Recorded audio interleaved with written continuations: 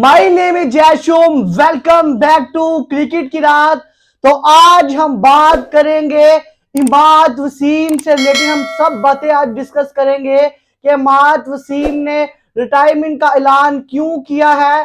Cricket Pakistan cricket के अंदर ये दूसरी खुदकुशी है।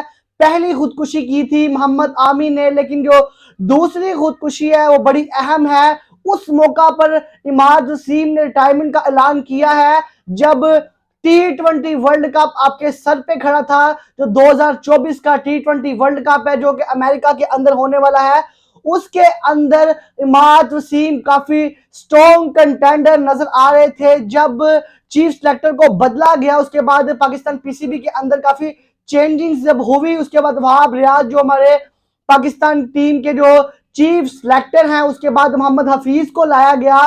तो उसके बाद जब हम देखते हैं, जब माहौल में थोड़ा सा चेंज आया, उस मौका पर कप्तान बदला गया।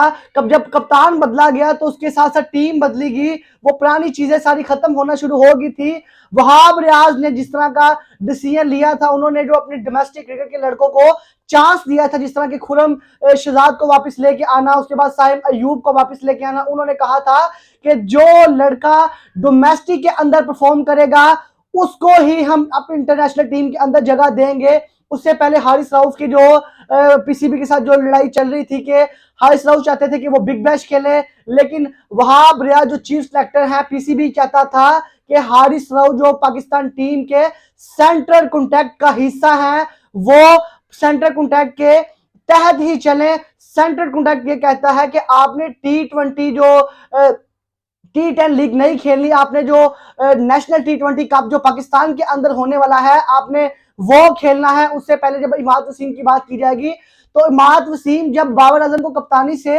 हटाया गया तो उससे जब एक अहम नाम जो सामने आ रहा था कप्तान के रूप में वो था मोहम्मद आमिर, सॉरी कह रहा हूं मैं, इमाद वसीम का नाम बड़ा सामने आ रहा था कि इमाद वसीम बाबर आजम की जगह कप्तान बनेंगे। उससे पहले हम देखते हैं कि मोहम्मद आमिर और इमाद वसीम और अब्दुल रज़ाक हसना मना शो में भी हम देखते हैं कि इनको हम देखते हैं कि पाकिस्तान टीम के पास काफी बात की थी। हालांकि इमाद वसीम जो कि सेंट्रल कॉन्टैक्ट का हिस्सा थे, बल्कि पाकिस्तान टीम का हिस्सा थे, उनके चांस थे कि वो इस वर्ल्ड कप 2024 में वो शिरकत कर सकते थे अगर उन्होंने रिटायरमेंट का ऐलान किया, लेकिन बहुत जल्द किया।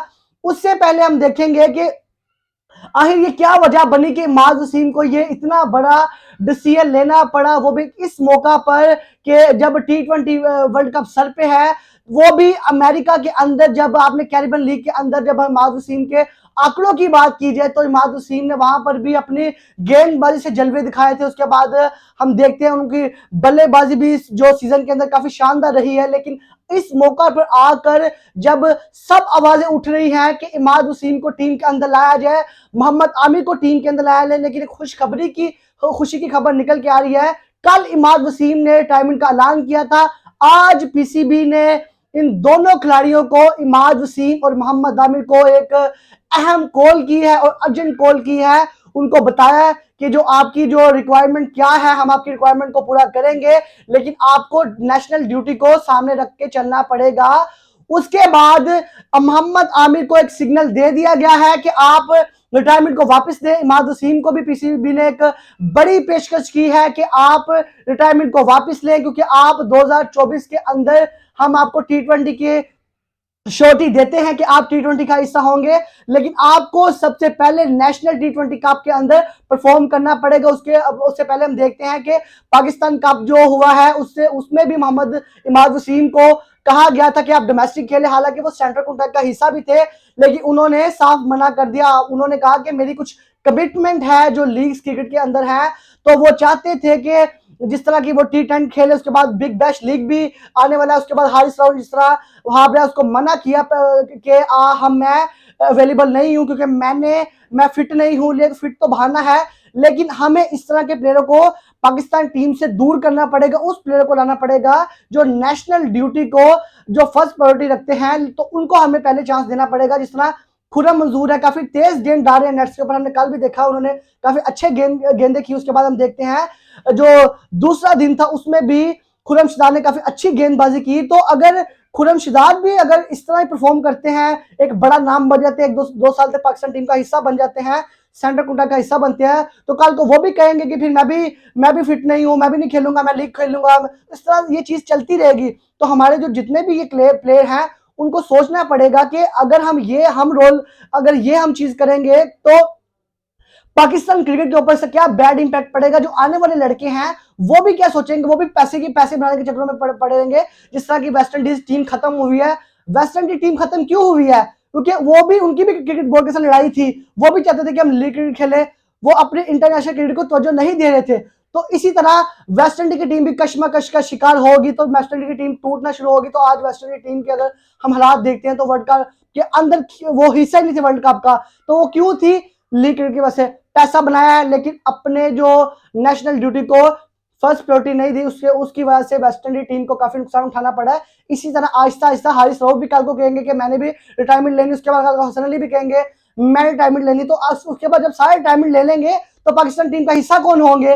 तो आपको ये चीजों को सोचना पड़ेगा। इमाद वसीम ने काफी जल्दबाजी का फैसला किया, क्योंकि एक तरफ खबर निकल के आ रही है कि ये जो डिसीजन लिया है ये मोहम्मद आमिर के कहने पर लिया है, क्योंकि आज का मोहम्मद आमिर के साथ काफी अच्छी बॉन्डिंग चल रही है। तो मोहम्मद आमिर ने इनको ये एडवाइस दी होगी कि आप रिटायरमेंट ले लें, हम इन पे प्रेशर डालते हैं। तो उसके बाद देखते हैं कि माज वसीम का ये मोहम्मद आमिर ने इनको एडवाइस दी है। हालांकि माज वसीम खुद भी समझदार है, सेंट्रल क्रिकेट का हिस्सा थे, उसके बाद इनको पता था कि वो टीम के अंदर आ सकते हैं। उसके बाद नेशनल टी20 के अंदर परफॉर्म करते हैं। उसके बाद पाकिस्तान के जो चीफ सेलेक्टर उन्होंने जैसे कि डोमेस्टिक क्रिकेट को प्रेफर दी है, तो माज वसीम को चांस मिल सकता था। हालांकि वो बड़े मैच के बड़े बॉलर, और टी20 के अंदर इनके आंकड़ों की बात की जाएगी माज वसीम के अंदर जो इन्होंने जल्दबाजी की है, तो इनका इंटरनेशनल करियर की बात की जाएगी तो देखते हैं कि इमाद वसीम का जो इंटरनेशनल करियर, इन्होंने ओडीआई 55 मैच खेले, 55 मैचों के अंदर 986 रन बनाए।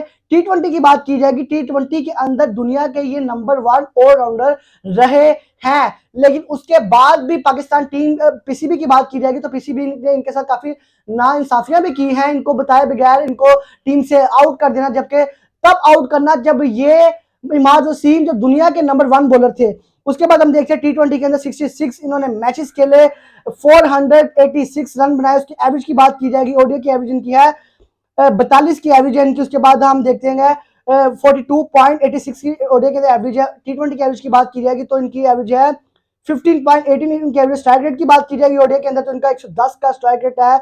उसके बाद अगर इनके टी20 के स्ट्राइक रेट की बात की जाएगी, हाल फिलहाल में इनका जो स्ट्राइक रेट काफी इंप्रूव हुआ है, तो 131 के स्ट्राइक रेट के साथ बैटिंग करते हैं। उसके बाद इन्होंने ओडीआई के अंदर 5 50 बनाए और एक टी20 के अंदर 1 50 बनाए। उसके बाद विकेटों की बात की जाएगी तो विकेटों में इन्होंने ओडीआई के अंदर 44 विकेटें ली। अगर हम टी20 की बात करते हैं तो टी20 के अंदर इनकी 65 विकेट एवरेज की बात की गई तो एवरेज इनकी 44.47 की एवरेज है। उसके बाद हम इनकी टी20 एवरेज की बात की जाएगी तो 21.78 इनकी एवरेज है। उसके बाद तो अगर इनकी बेस्ट की बात की जाएगी तो 5 विकेट 14 रन खाए हैं इन्होंने ओडीआई के अंदर। अगर टी20 की एवरेज की बात की जाएगी तो 5 विकेट 14 रन खाए हैं।